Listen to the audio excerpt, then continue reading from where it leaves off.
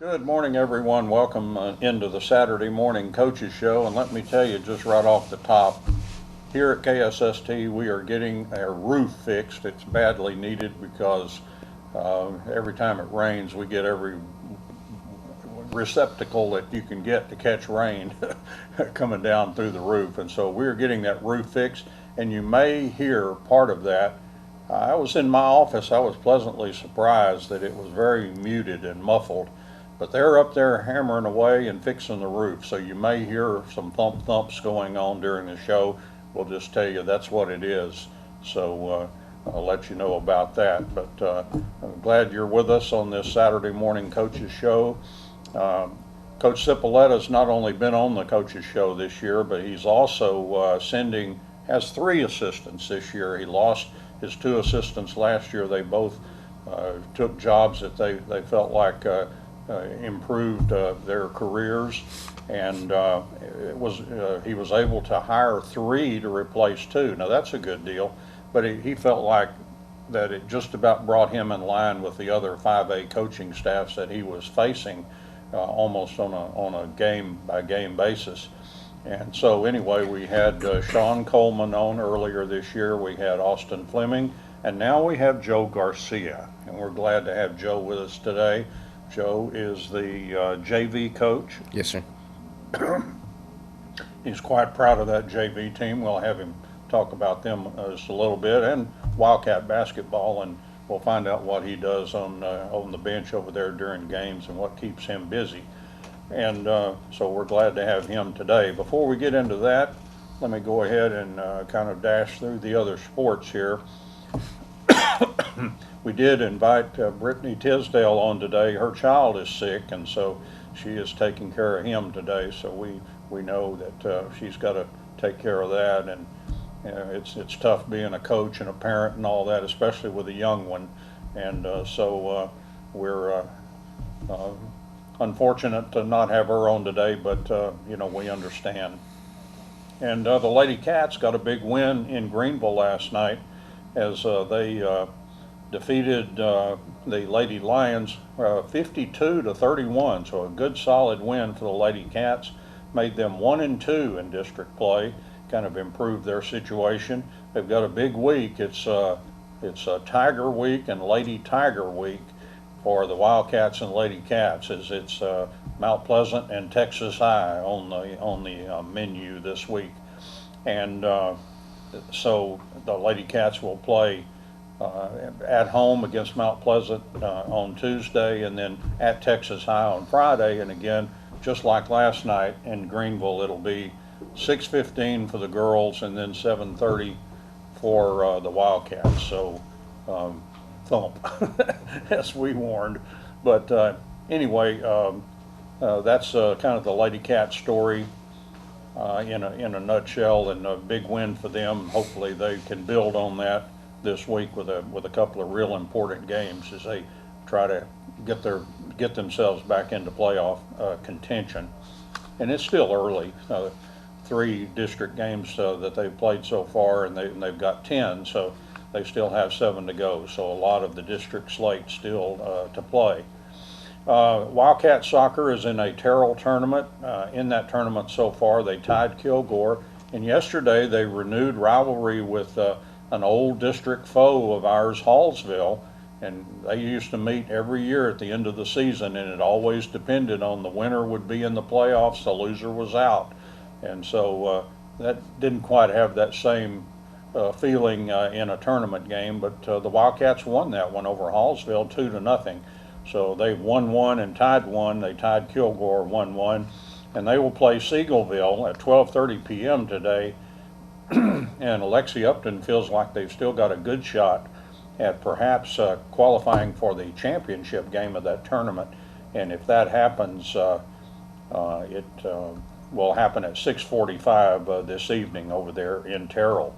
This week, the Lady Cats have the Wildcats have a couple of home games over at Gerald Prim Stadium. Tuesday they'll be hosting Pittsburgh, and on Friday they'll be hosting Mesquite Poteet, and that game has special meaning for Coach Upton because he is a graduate of Mesquite Poteet, played soccer for them That'll be big as he gets to play his alma mater on Friday at Gerald Prim Stadium. Lady Cat Soccer, they're also in the Terrell tournament, and they have gone 2-1. In fact, their play may be over in that tournament. They defeated Athens.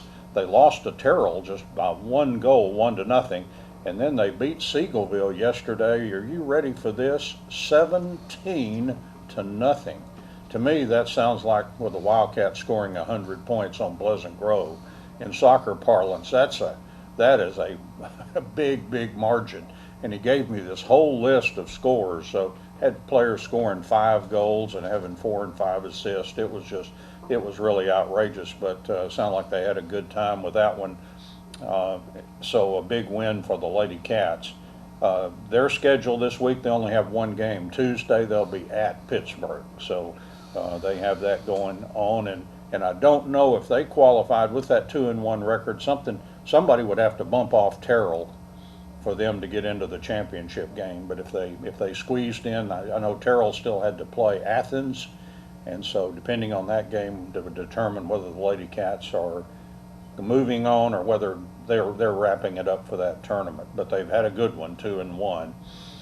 And softball practice begins on Friday, so I'll add that to the list of teams. And powerlifting will be in Emory Rains next Saturday.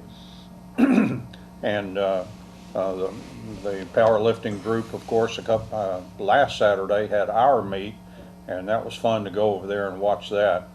And so anyway, they'll have their second meet, not today, but it'll be next Saturday in Emory Rains. And now we have Joe Garcia with us. And Joe, just tell us a little bit about you. Where are you from and everything? Well, I'm originally here from Yannis. I grew up in Yannis, graduated from Yannis. And then from there, started college, went to the Air Force. Still in the Air Force. I'm in the Air Force Reserve. Been in for 18 years. Graduated in 07 from A&M Commerce, and I started my coaching career at Yannis, Campbell, and this is my first year. At Silver Springs, have a family, wife, Celeste Garcia, and my 3 daughters, Mia, Aliyah, and Abby. Oh, okay. And that's 10 years old, 8 years old, and 5 years old, and it's chaotic sometimes. Sound like a exciting family there. It is. As a long time at Campbell, boys coach most of that time, and then girls coach. And some people may remember us. I do remember we played Campbell.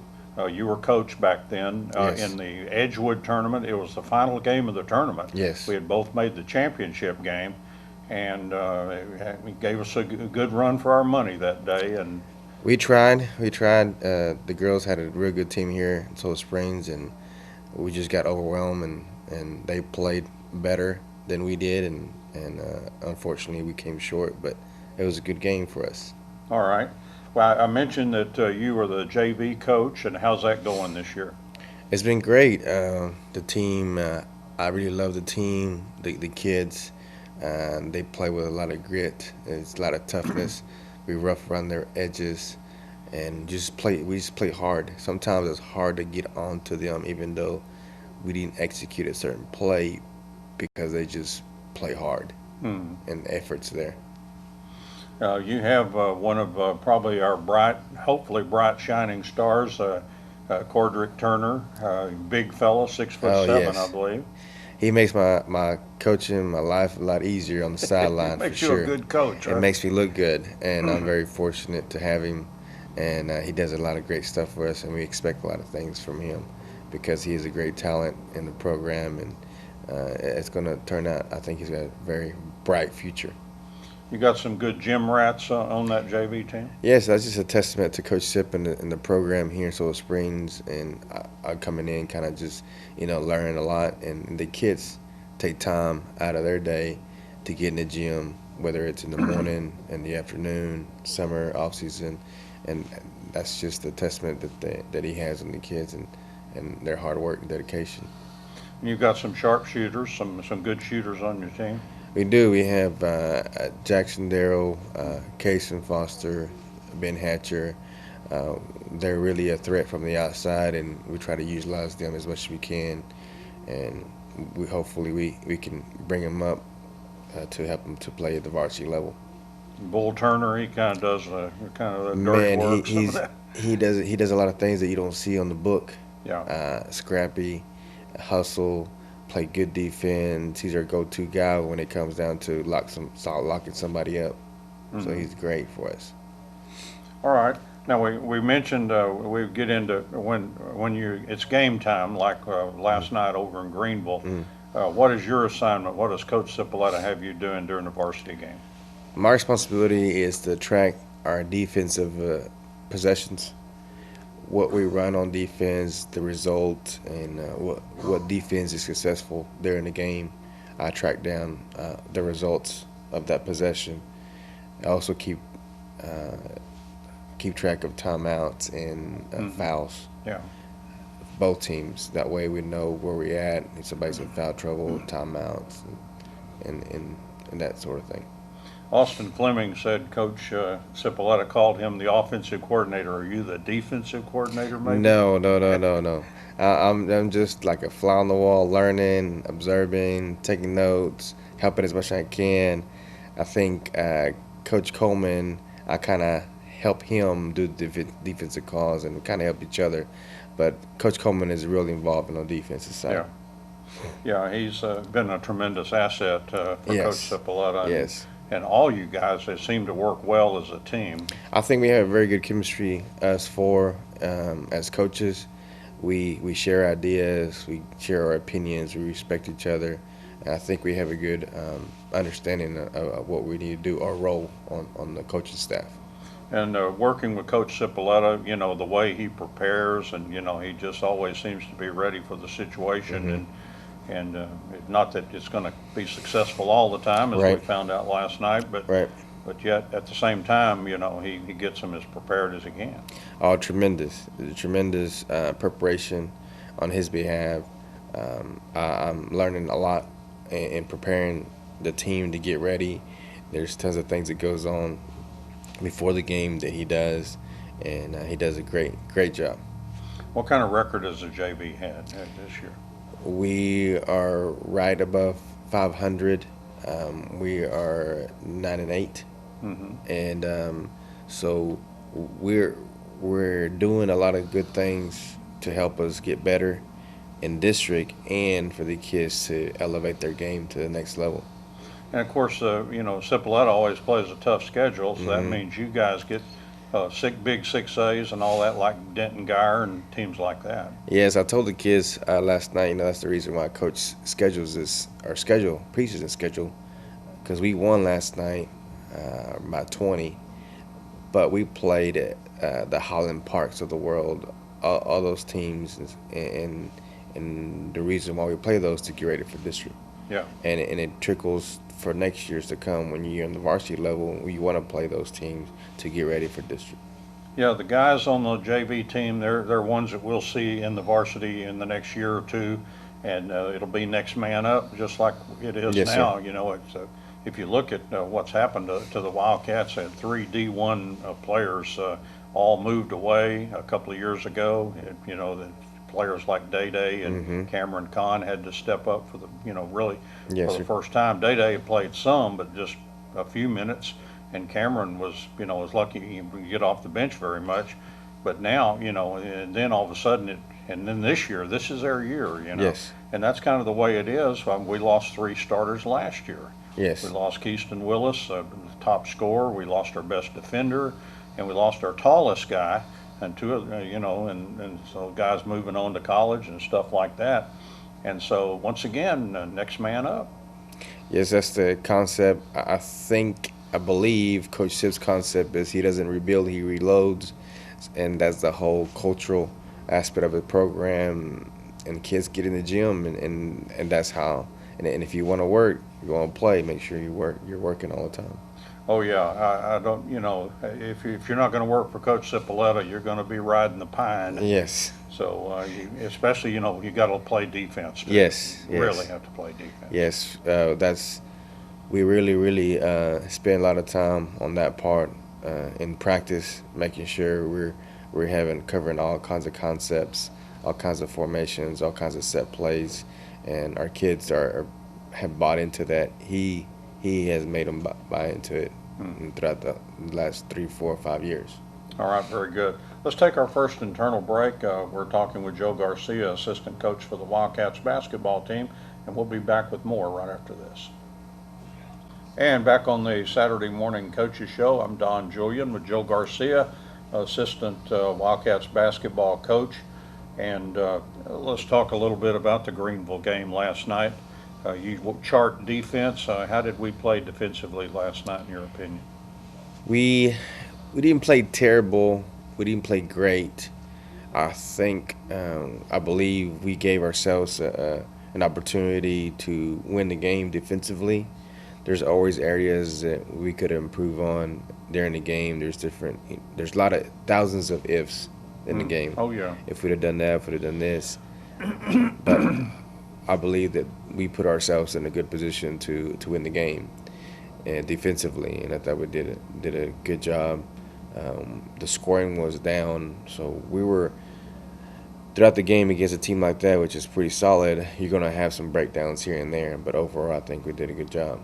Yeah, if you gave up, or the Wildcats gave up 41 points, that's barely over 10. Mm-hmm. I would imagine that's just about where the goal is. Yes, to kind of hold a team 10 or under or something like that. I don't know really what the metric is, but you know, you give up 41 points, so you're going to win most games. Yes, sir. Yes, sir. That's the whole concept. Keep the scoring down, force the team into bad shot, bad possessions, and contest every shot that we can, get the rebound, and go down to the offensive side, because our best defense needs to be our best offense. Mm-hmm. It looked like Greenville did a pretty good job of offensive rebounding. They were hard to keep off the offensive boards. They got some huge rebounds when we needed them. That's one thing that going in the game is that we knew that they would crash the boards, and they're scrappy, and that's credit to them. And we prep that, we prepare for that. You can never prepare enough about make sure we block out, make sure we get the rebound, because they're going to come. And they just didn't come the first quarter; they just came the whole game. Mm-hmm. Yeah, and really, the problems were on offense. It seemed like we had.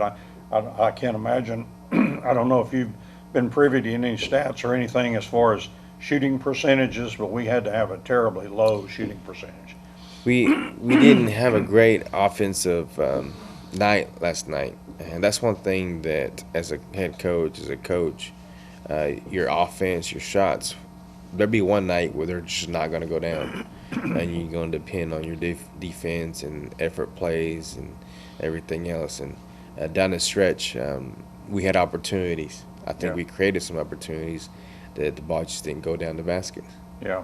Yeah, we just had, I mean, these were point blank 5-foot shots. Yes, that just, and of course, you got to give Greenville credit. Yes. They were, manning up real strong and really playing tough defense and making it hard on us. But just shots around the basket, just had tons of chances. But the stat that just really leaps out at you, first quarter we scored 2 points. Yes. And that may be the low point. I don't know that we've ever had a quarter this whole season as bad as that. Yes, 2 that points. that first quarter, it seemed like it took forever because we weren't scoring. And like you said, it's a testament to Greenville and their kids and their game plan. And they really kept the ball out of the basket in our offensive side. And that really kind of got us at the end at the game, because we missed some opportunities in the first quarter. Yeah, not only that, it was 8-2 after the first quarter, but then, we're in the third quarter, we're still in pretty good shape. I think we were up 6 or something like that. Yes. And so you kind of like our chances, but we scored 4 points. And again, that goes back to those shots just not falling. And Greenville scored 13, so they went from -6 to +3. Right. In the fourth quarter. Yeah, they just kept getting after it. We wanted to close the door. We wanted to go over the hump, but it's just 1 or 2 possessions we can on the floor. The ball just wasn't going in. The execution all the way wasn't there. We were running our actions, and at times the ball just didn't go down, and that's just nothing that on our end as well, but just the Greenville's end. They did, they stick to their game plan. Yeah. All right, let's take our second internal break. We'll be back with more right after this.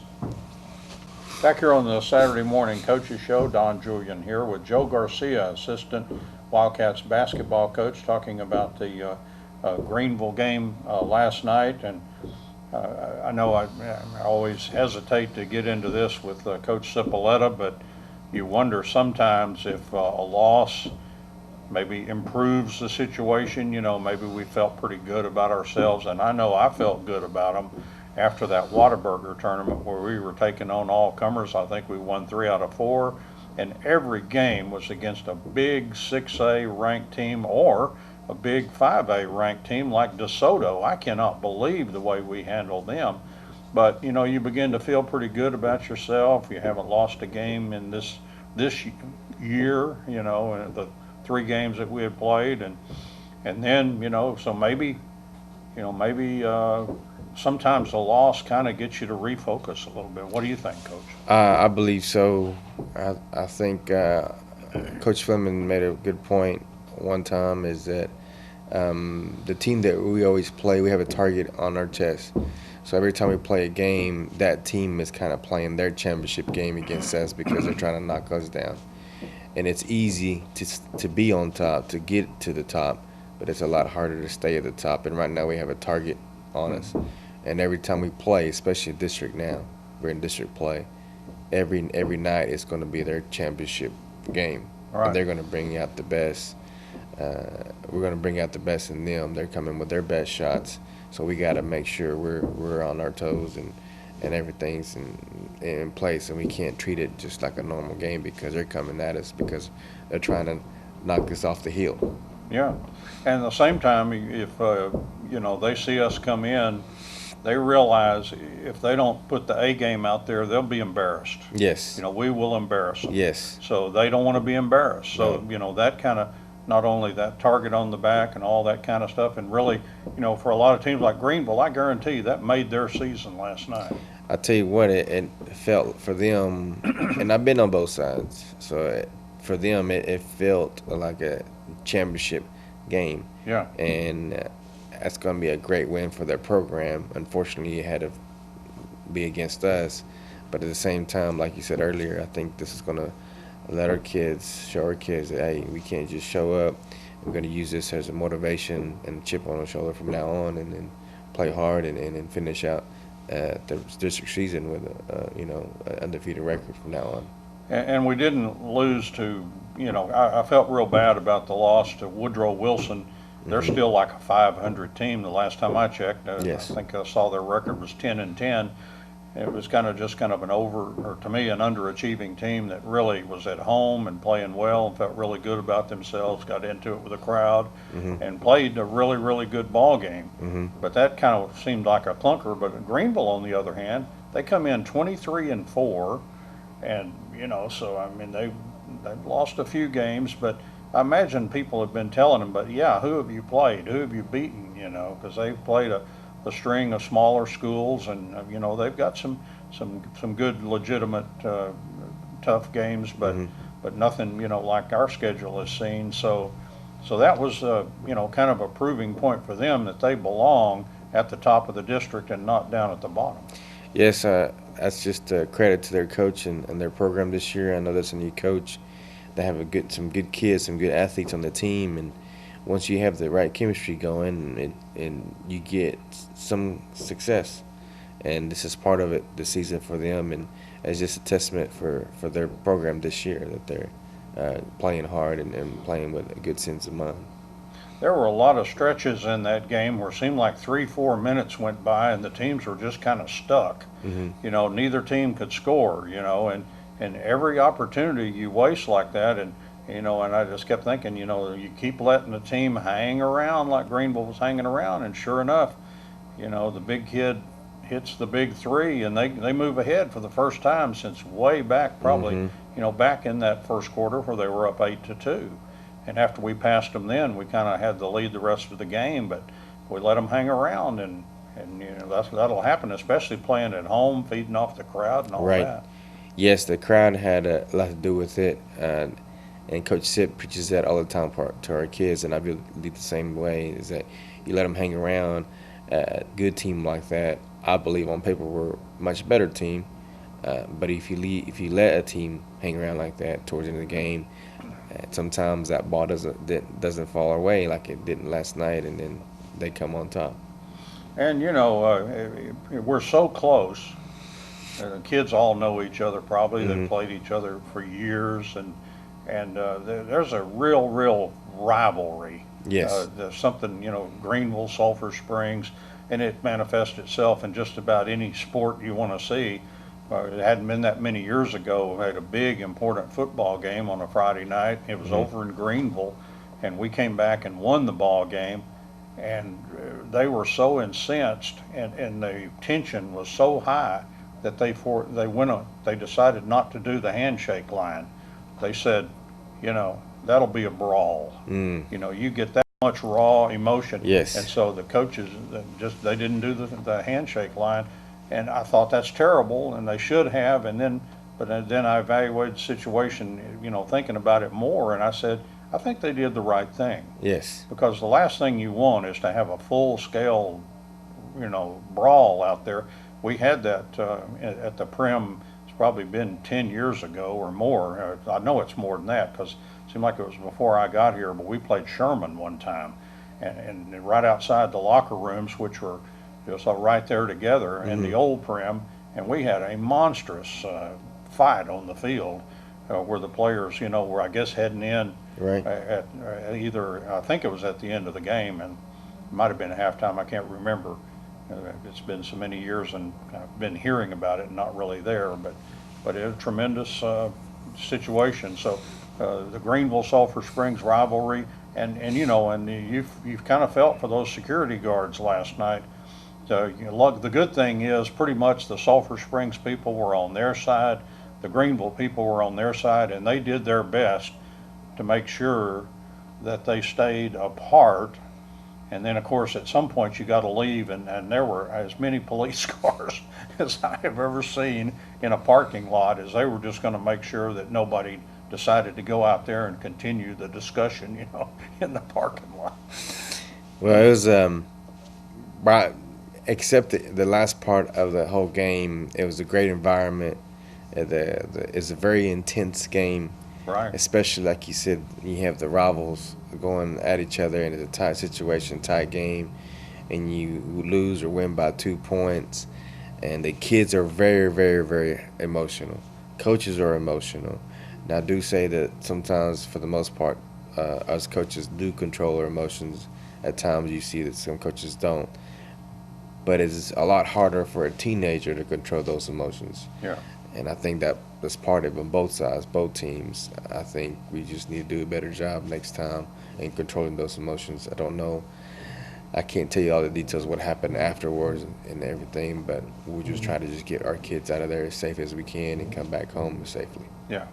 And I mean, it wasn't somewhere maybe the second quarter, or maybe even early in the game anyway, and a couple of players started barking at each other, and it's, here you go. You start on that stuff, and that one thing leads to the other, and there are people bumping around, and I thought the rebounding was just a war going on in there, and I'm sure each team got hit with some fouls they didn't like. I know we certainly did, and on some rebounding fouls, but I mean, it was brutal in there battling for rebounds. It's a war, especially the last quarter. Every possession counted, every little thing counted. Yeah. And we preach that as well. We have to value the basketball as much as possible. In other words, do the little things before you get the ball. Make sure you hit. As you get the ball, make sure you're in triple threat. So we have to value every possession, especially a game like that. Yeah, absolutely. Let's take our third internal break. We'll come back and wrap it up with Joe Garcia right after this. And back here on the Saturday morning coaches show with Joe Garcia, the assistant basketball coach for the Wildcats for Clark Cipolletta. And Coach, what are your aspirations for your future? Where you look at another head coaching gig down the way somewhere?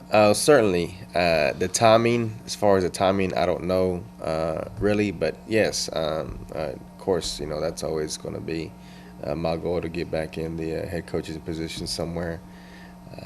But right now, I'm just a student of the game. Been a student of the game forever. Continue to be a student of the game, but especially right now this year, learning from Coach Sip and this program, the culture that he's built here, has been great for me to be here. Yeah, we were talking between segments. I was quite concerned. We lost two assistants. I sent Sip a message during the summer, and I said, "Man, lost some great guys." And he said, "Man, I'm interviewing the best people I can find." So I guess that would include you too. Well, I appreciate that. This is my 12th year. I had a little bit of success over there at Campbell, and then you kind of get in a comfort zone. You kind of get to know the game, and you learn some things, and you're thinking, okay, I know quite a bit. Then you come here to a different culture, and you're like, man, really don't know that much. I need to keep on learning. So it's been great for me, and it's been wonderful to be here. I'm very humbled. Who are some of your mentors and kind of influences on your coaching career as you started out? Coaching, I had to go back to my junior high years. Actually, my head junior high coach at Yen is Coach Franklin, Harold Franklin, ex-Marine. He was straight to the he no play, straight business. I still remember. He was just a great. You have a great coach, but he's just a great teacher of the game. And I still remember plays that we did. He was one of them. And now going into the coaching profession, Jack Bowles, I learned a lot from him. And now Coach Sip, I learned about from him. And throughout your career, I mean, you grab concepts, ideas, and from each of them and create your own. So they kind of guided my thoughts of coming in here and in this coaching profession. So it's been great.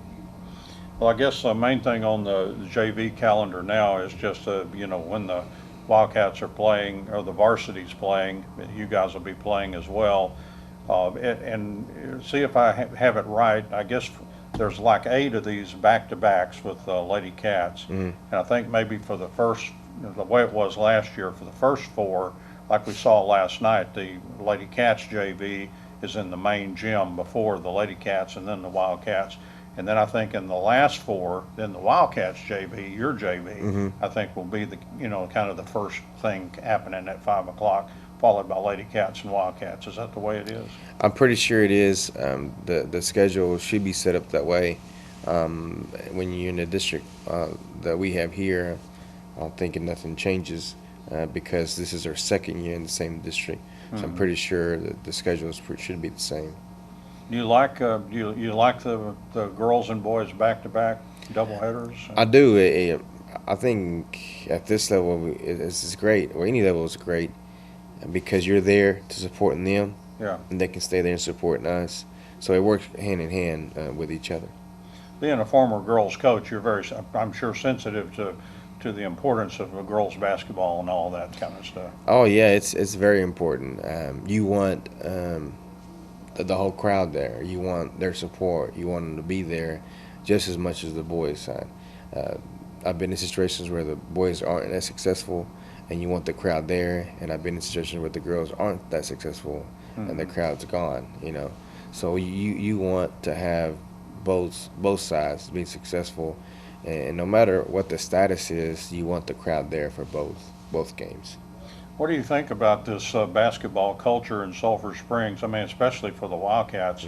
I mean, these people will go anywhere. They'll follow them as far as they, we go to San Antonio for the state tournament, and you see a ton of Sulphur Springs people there, and it was like on what was it, a Thursday or something, I think, and where people, I think they let some people out early, maybe some of the students, and maybe gave them the day off. I can't remember all that kind of stuff. I was in San Antonio at the time, but it's just it's a good basketball environment, isn't it?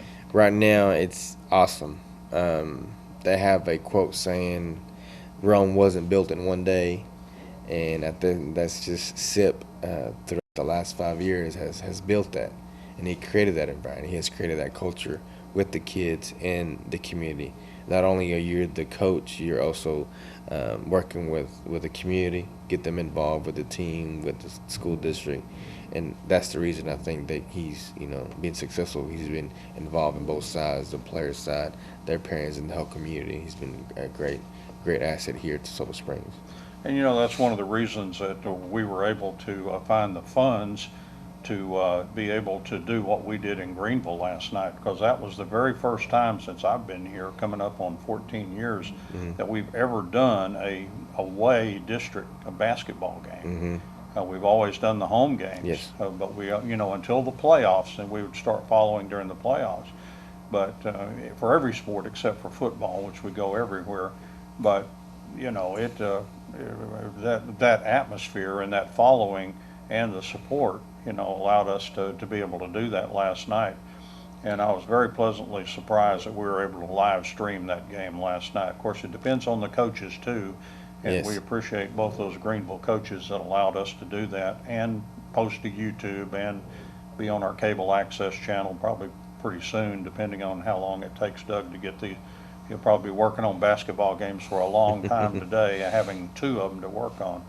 I know we were up here last night till the 0 hour, but again, that great support, allows us to kind of do more than we've done before. Yes. To try to bring basketball into for our group here, fans. Yeah, the community is great. The community, the parents has been great. It's a great community. They support the kids a lot. I mean, not only the kids are going to sacrifice their time to come up here to the gym and try to be successful and work hard during the off season, because it starts in the off season. But then the parents, the parents take time out of their day to take the kids, to drive the kids, to go see the games.